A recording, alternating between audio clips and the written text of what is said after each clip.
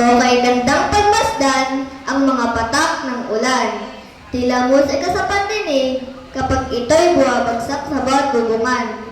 Animoy nag-aaniya, tayo'y maligot magtampisaw. Kasabay ng mga bata na masayang naglalaro sa langsangan. Aking naaalala, noong ako'y bata pa, ang lagi kong dalangin, no'y bumuhos ang ulan, upang maligot maglaro kasama ng aking mga kaibigan. Hindi alintana kung may kidlat na paparating, basta't masaya kaming naglalaro sa kabukiran. Noon, masaya na kami kapag umuulan dahil hudyat na iyon sa aming paglalaro sa malakas na ulan. At kapag tumigil na, si inay nagluluto ng ginatan upang mainitan daw ang aming mga tiyan.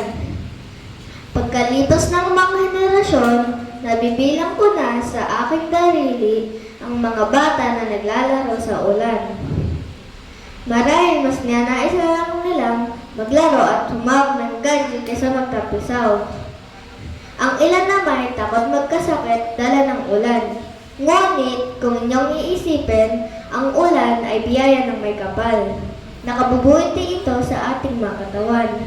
Kaya laking pasasalamat ko sa may kapal. Dahil naranasan ko ang maglaro at magtampisaw nung ako'y bata pa. Di katulad ng henerasyon, ang tanging ginagawa ay maglaro at maghawak ng gadget.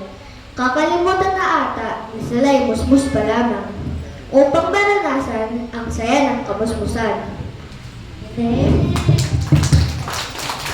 Nahihirapan na po ba ang ating mga hurado?